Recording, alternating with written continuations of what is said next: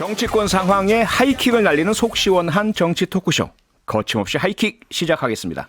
장성철 대구 가톨릭대 특임 교수, 최진봉 성공회대 교수 두 분 스튜디오에 나오셨습니다. 안녕하세요. 안녕하십니까. 안녕하세요. 네, 오늘 방송 역시 유튜브로 생중계되고 있습니다. 저희 모습을 직접 보고 싶으신 분들, 그리고 유튜브 댓글로 참여하시고 싶으신 분들 실시간으로 저희가 다 확인하고 있으니까요. 유튜브에서 표창원의 뉴스 하이킥 검색해서 들어와주시면 감사하겠습니다.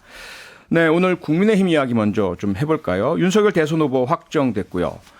컨벤션 효과가 나타나고 있다 이런 이야기들 있던데 장성철 교수님 그렇게 보세요? 여론조사를 보면 네. 컨벤션 효과를 누리고 있다라고 판단해 볼 수밖에 없고요. 네. 어쨌든 정권 교체론, 정권 심판론, 정권 견제론 이런 것들이 좀 많이 나오잖아요. 네. 많은 국민들이 그렇게 생각을 하시니까 예. 그러한 의지들이, 소망들이, 희망들이 좀 모인 것이 아니냐라는 생각이 듭니다. 네. 최진봉 교수님, 민주당은 컨벤션 효과가 거의 보이질 않았었고요. 네, 여러 그랬었죠. 지표상 뭐 당청 지지율 다 그렇고 상당히 좀 어려운 상황으로 보입니다. 그러니까 아마 이제 지금 현재 상황은 그런데요. 네. 뭐 여론조사라고 하는 것이 지지율이 왔다 갔다 하는 거니까 예. 이제 시간을 두고 좀 아직 시간이 5개월 정도 남았지 않습니까? 네. 충분히 저는 뭐 여론조사 결과는 바뀔 수 있다고 보여지고요. 네. 출발 자체 그러니까 경선 마지막 날 이낙연 후보가 좀 더 적극적으로 이제 승복하는 그런 말씀을 안 하시고 좀 시간이 지나서 하다 보니까 그런 문제가 발생을 했는데 네. 이제는 원팀을 이뤄서 가고 있기 때문에 제가 볼 때는 큰 문제가 된다고 보지 않고요. 네. 다만 이제 제가 볼 때는 이번에 이제 윤석열 후보가 컨벤션 효과를 누렸지만 예. 지금 내부적으로 선대위 구성 과정에 상당히 삐그덕거림이 들리고 있어서 앞으로 어떻게 될지 모릅니다. 제가 지지율이 왔다 갔다 한다고 표현하는 것도 네. 선대위 구성 과정에서 충돌이 일어나지 않을까 그렇게 네. 예상이 된다. 장 교수가 한 말입니다. 예. 장 교수는 예상, 최지봉 교수님은 기대, 희망 뭐 이렇게 제가 해석이 되는데 지금 그 선대위 구성 문제를 최지봉 교수께서 얘기해 주셨는데요. 네. 민주당 송영길 대표가요. 만약에 민주당의 룰을 적용했었더라면 네. 홍준표 후보가 당선됐을 것이다. 이거 어떻게 보세요? 아니에요. 전혀 아닙니까? 아니에요. 왜냐하면 민주당은 선거인단도 각 네. 캠프에서 모집을 했잖아요. 네. 그렇다면 이번에 보면은 국민의힘 당원에서 윤석열 후보가 23% 이겼지 않습니까? 네. 그럼 같은 방식으로 하면 더 많이 넣었을 거예요. 음흠. 그 당원들을. 예. 일반 국민 여론조사를 안 해버리고 당원만 했으면 더 벌어지는 거 아니에요. 선거인단 그 조사라는 것을 당원으로 이렇게 모은다면 그렇게 볼 수 있죠. 왜냐하면 선거인단 모집도 각 네. 캠프에서 정말 결사적으로 막 모집을 했거든요. 아하. 물론 자발적으로 한 분들도 있지만 예.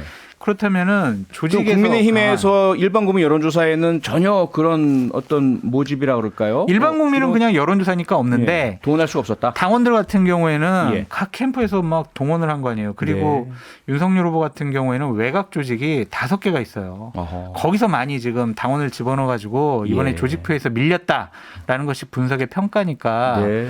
민주당처럼 했으면 더 차이가 났을 거예요. 더 차이가 났을 것이다. 최 교수님 동의하십니까? 뭐 동의는 안 하는데요. 동의하세요. 그 부분에 그러니까 저는 이제 장 교수가 얘기했던 부분은 동의는 안 하지만 그 얘기는 안 하고 뒤에 네. 제가 얘기하고 싶은 건 뭐냐면 예. 만약 결선 투표가 있었다면 네. 상황이 바뀔 수도 있다는 생각이 결선 들어요. 투표했었다면. 왜냐하면 홍준표 후보가 계속 뒷부분에서 이렇게 따라잡았거든요. 상당히 네. 많은 부분. 그래서 이게 만약에 결선 투표로 가서 조금만 시간이 더 있었다고 하면 지금 현재 한 6점 몇 퍼센트 차이 났지 않습니까? 전체로 예. 본다고 하면 그 정도를 홍준표 후보가 전체 여세를 몰아서 따라잡을 가능성도 있었다. 그런 점에서 본다고 하면 홍준표가 이길 가능성도 있다고 보는 거죠. 근데 알겠습니다. 당원에서 그렇게 차이가 많이 날 줄은 몰랐어요. 예상 외죠. 그러니까 마지막에 권성동 위원장이 했던 얘기가 맞았던 것 같아요. 왜냐하면 11만 명 정도는 우리가 다 집어넣었어요라고 했거든요. 집어넣었어요. 네, 그게 맞는 것 같아요. 그러니까. 네. 그러니까 이제 알겠습니다. 아까 지난번에도 이 자리에서 얘기했잖아요, 장 수장이. 그 예. 당협위원장들 공천 협박해가지고 사람들 집어넣고 이런 일들이 반복되니까 그런 제가 이제 또 언제 또 그렇게 얘기했어요. 그렇게 정당한 연결이 방법으로 되는군요. 안 되는 거죠. 알겠습니다. 잠시 광고 듣고 돌아오겠습니다. 네, 정치권 상황에 하이킥을 날리는 거침없이 하이킥. 장성철 대구 가톨릭대 특임 교수, 최진봉 성공회대 교수 두 분과 함께하고 있습니다.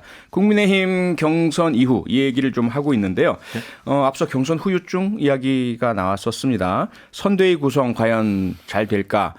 장성철 교수께서 홍준표 후보 해단식 다녀오셨죠? 갔다 왔어요. 예. 홍준표 후보의 말씀 정확하게 어떤 의미입니까? 앞으로 어떻게 하시겠다 말씀이죠? 본인은 어쨌든 선대위에는 참여할 생각이 없다. 안 한다. 예, 예. 그래서 외곽에서 청년의 꿈이라는 네. 플랫폼을 만들어서 예. 청년들 정치하는 것을 본인이 좀 뒤에서 좀 뒷받침해 주겠다라는 말씀인 것 같고요. 네. 저는 제가 보수파 정당에서 한 26년 있었는데 처음 보는 광경이었어요. 거기 대략 되게 좁은 사무실들인데 네. 한 1,000명 정도가 와 계시더라고요. 그래서 오. 건물 밖에도 서 계시고 예. 더 놀란 거는 해단식인데 한 500명 정도가 젊은 친구들이더라고요. 아, 반 그래서, 이상이. 네. 그래서 야 2030에서 진짜 예. 확실히 홍준표 후보가 네.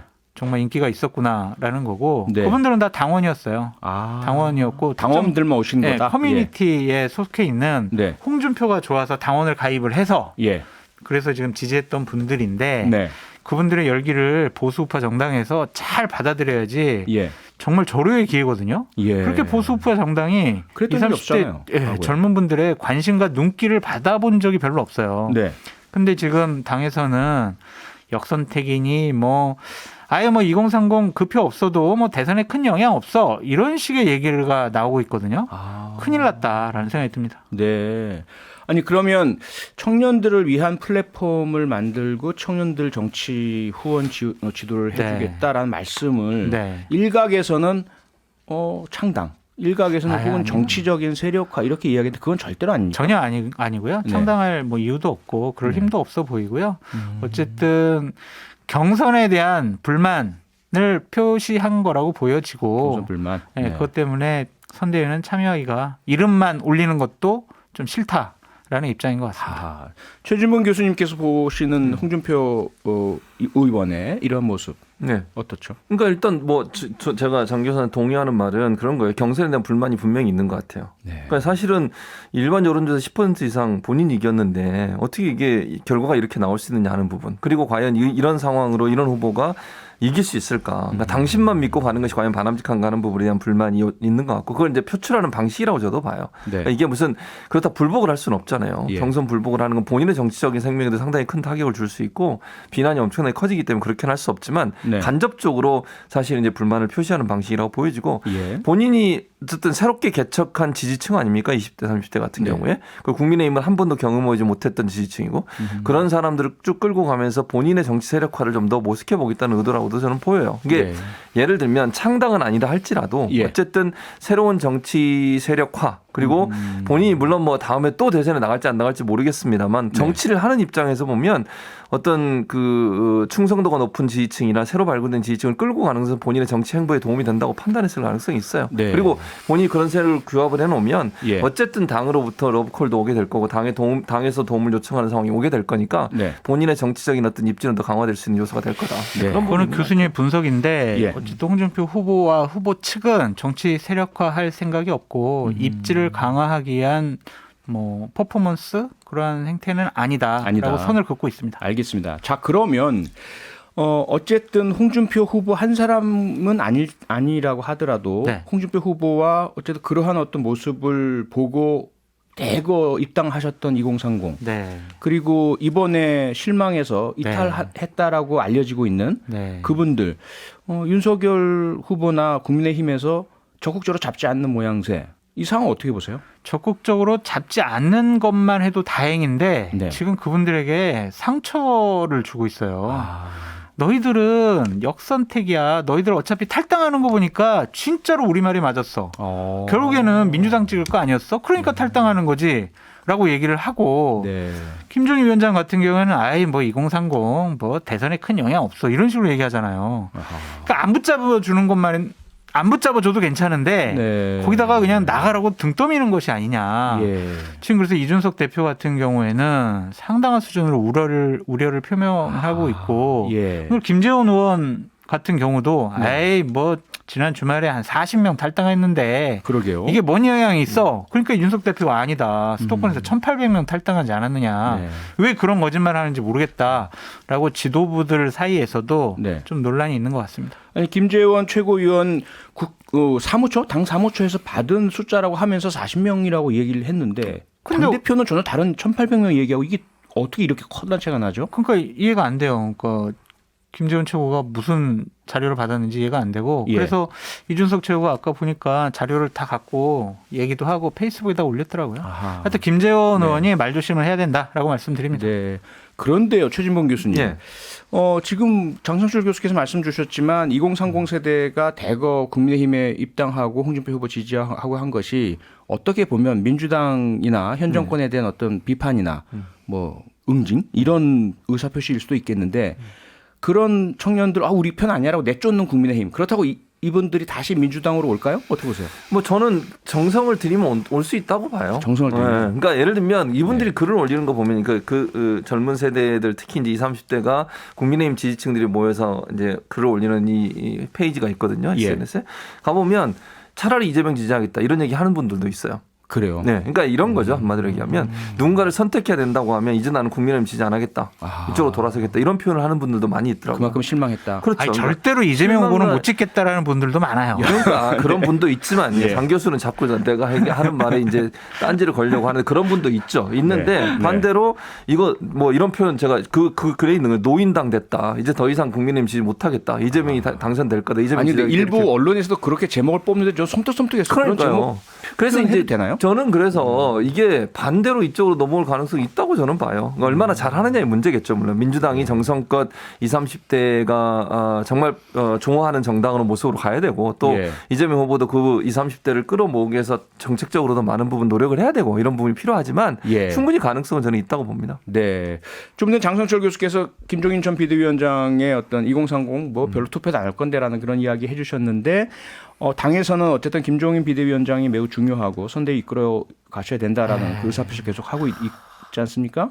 어떻게 보세요? 자세하게 말씀드리기는 어려운데 말씀해 주세요. 좀 윤석열 솔직하게. 후보 측과 네. 김종인 위원장, 이준석 대표 이 두 측 사이에 좀 신경전이 벌어지고 있어요. 신경전. 그러니까 예를 들면은 네. 대선 기획단을 예. 이준석 대표는 안 만들겠다라고 했잖아요. 네. 근데 그 의미가 뭐냐면 우리가 이미 다 짜놨으니까 아하. 그대로 해. 윤석열 후보는 그대로 따라오기만 하면 돼라는 의미거든요. 예. 근데 그거에 대해서 윤석열 후보 측은 이게 뭔 소리야라는 거죠. 네. 그러면서 권성동 전 선대위원장을 비서실장으로 임명을 했단 말이에요. 예. 그러면 비서실장과 사무총장이 같이 좀 대선 기획을 새롭게 만들어라. 그 의미거든요. 네. 그렇다면 이거는 윤석열 후보가 김종인 위원장이나 이준석 대표가 하라는 대로 안 할 것이다. 신경전이 좀 시작됐다라는 생각이 들고 예. 김종인 위원장도 방금 전에 인터뷰에서 그런 얘기를 했어요. 아니 후보 되고 나서 사람이 좀 바뀐 것 같다. 후보 되고 나서 바뀌었다. 이런 예. 얘기를 한 거 보면 양측 간의 신경전이 지금 시작되는 것 같다라고 보여져서 네. 우려스럽습니다. 신경전의 연장일까요? 이준석 대표가 하이에나라는 표현을 썼고요. 김종인 전 위원장은 파리떼, 자리 사냥꾼, 지칭하는 대상이 동일 대상이 아닐까 싶기도 한데요. 누구를 지칭하고 그러니까 이제 왜 그런 거죠? 이준석 대표나 예. 김종인 위원장은 윤석열 캠프에 있던 전현직 의원분들은 네. 뒤로 다 빠져라. 아하. 그리고 새롭게 꾸리자. 예. 후보보다 캠프에 있던 그 의원들이 더 문제였다라고 하는 거거든요. 네. 그분을 뒤로 빼야 캠프가 새롭고 소수의 정말 정예, 엘리트들, 전문가들로 하자라는 건데 예. 윤석열 후보 측은 아니요, 새롭게 꾸미지 않겠고요. 기존 캠프 인원에다가 확장을 하겠습니다라고 하는 거예요. 그러니까 예. 양측이 지금 얘기가 달라요. 아하. 그래서 지금 큰일 났다라는 생각이 듭니다. 어떻게 될까요? 예상을 하신다면 시간은 없고 빨리 선대위 구성해야 될 거 아닙니까? 출범해야 될 거 아닙니까? 근데 양측 간의 갈등은 어쨌든 잘 조율돼야죠. 어쨌든 선거를 치러야 되니까. 돼야 되는 건 그건 당위인 거고 실제로 네. 현실적으로 어떻게 될 거라고 보세요? 조금 시간이 필요할 것 같아요. 양측의 신경전이 지금 시작이 됐어요. 시작됐다. 예, 어제부터 시작이 돼가지고 예. 좀 어디가 물러설지를 모르겠어요. 김종인 위원장은 이럴 수 있죠. 내 말 안 들어? 그럼 나 안 할래. 이러면 김종인 끝이에요. 위원장은요 절대로 물러설 뿐이 아닙니다. 예. 안 하면 한놓고 말씀드립니다. 근데 안 한다고 하면 어떻게 할 거예요? 그러니까요. 내 말 안 들으면 나 안 해. 아니 내가 뭐 선거 이렇게 하시면 어떻게 할 거예요? 그러니까요. 오늘 인터뷰한 거 보면은 예. 뭐 저번까지는 예. 뭐 윤석열 후보가 대통령 될 가능성이 높아요라고 했는데 예. 오늘 인터뷰를 보면 지지율은 또 떨어지고 이거 어떻게 될지 몰라요라고 말을 또 바꾸셨어요. 예. 불편한 심기를 얘기하신 거다라고 보여집니다. 네, 최 교수님 보실 땐 어떻습니까? 다른 당 이야기이긴 하지만 국민의힘 쪽 이야기이긴 하지만 어떻게 보세요? 그러니까 지금 장 교수가 얘기했던 거하고 저 동일한 맥락인데 네. 이 싸움이 쉽게 끝날 것 같지가 않아요. 김종인 아까 이제 우리 앵커도 말씀하셨잖아요. 김동인 비대위원장 같은 경우에는 네. 본인이 원하는 대로 안 되면 안 하실 거예요. 그럼요. 거의 100% 저는 그렇게 봐요. 예. 근데 김종인 비대위원장이 만약 안 한다고 나서게 되고 그게 갈등이 불거지게 되면 이게 시작하자마자 삐그덕대고 얼마나 국민들이 또 자리 싸움 하냐 니들끼리 또 이런 얘기 나오지 않겠습니까? 그러게요. 그러면 이제 그 여론에 상당히 안 좋은 영향을 미칠 수밖에 없어요. 그리고 네. 전략적으로 봐서 뭐 모르겠습니다. 지금 현재 캠프에 있는 사람들이 얼마나 능력이 있어서 하는지 제가 잘 모르겠지만 네. 김종인 비대위원장이나 아니면 이준석 대표의 도움이 없이 과연 그러면 대선에서 정말 원하는 대로 승리할 수 있을까? 그것도 장담할 수가 없어요. 네, 그렇죠. 왜냐하면 지금 뭐 아까 막 하이에나 뭐 파리 때 뭐 이런 얘기 했잖아요. 거친 네. 얘기를. 그 말은 결국 권력을 쫓아서 그냥 모인 사람들이고 그 사람들이 전문성이 없다는 것을 어떻게 보면 비꼬는 말이라고 저는 생각하거든요. 그러니까 네. 전문성이나 아니면 정말 헌신과 봉사의 문제가 아니라 예. 자리 하나 얻기 위해서 와 있는 사람들 이렇게 폄훼하는 거잖아요. 결국은. 네. 그런 사람들이 있다고 하면 정말로 과연 그 캠프가 제대로 돌아가겠습니까? 그런 부분에 어려움이 있을 겁니다. 근데 이준석 대표도 예. 또 거기 현직 국회의원들을 또 뭐 파리 때 하이에나 뭐 이런 식으로 표현한 것도 좀 부적절해 보이는데 예. 제가 봤을 때는 김종인 위원장이나 이준석 대표가 네. 사람들을 찍어가지고 이 사람들은 빼라고 했어요. 근데 그거는 윤석열 후보로서는 캠프에서 처음 정치 시작할 때부터 본인에게 도움을 줬던 분들인데 그걸 어떻게 빼냐. 그래서 현상 유지 플러스 확장 네. 이쪽으로 방향을 잡은 것 같은데 봐야 될 것 같습니다.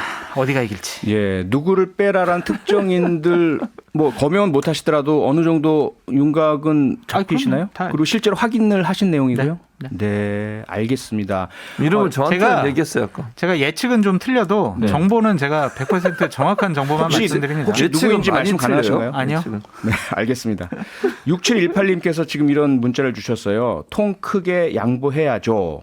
이 말씀이 결국 어쨌든 정권 교체를 해야 한다라고 보시는 그렇죠. 국민들 입장에서는 이게 지금 그렇게 싸울 일이야? 네. 라고 하실 것 같은데 누가 양보를 해야 될까요? 근데 중요한 문제가 아니기 때문에 네. 그렇게 크게 싸움은 벌어지지 않을 거는 같고 그래요? 윤석열 후보가 지금 승자잖아요. 네. 그러니까 양보하고 포용하고 예. 그런 스탠스를 취하는 게 맞다라고 생각이 들고요. 네. 그럼 안 그러면 김종인 위원장이 그래 내 말 안 들어? 나 안 가. 그런 다음에 밖에서 계속 윤석열 후보는 이래서 한대 저래서 한대 예. 이러면은 어마어마한 또 타격을 받으니까 악몽이죠, 악몽. 그냥 포용하시라. 넉넉한 마음으로 포용하시라라고 말씀드립니다. 근데 잘 아시겠지만 윤석열 후보도요 검찰총장이시고 다 알려졌지만 절대로 자기 사람을 내칠 사람이 아니죠. 아니에요. 네. 좋은 건 좋은 특징인데 하여튼 선대위 같은 경우에는 다 함께하는 게 맞죠. 그래서 저는 충돌이 더 세질 거라고 보는 거죠. 바라시는 거 아니겠습니까? 지금 교수님이. 아니, 바라는 건 아니고요. 자, 그냥 냉정하게 얘기하는 겁니다. 이준석 대표 말씀 주셨는데 이준석 대표와 윤석열 후보가 지난 주말 토요일 날 만났습니다. 그러면서 비단 주머니 이번엔 20개예요. 3개가 아니고 네. 20개 준비했다라고 공개를 했는데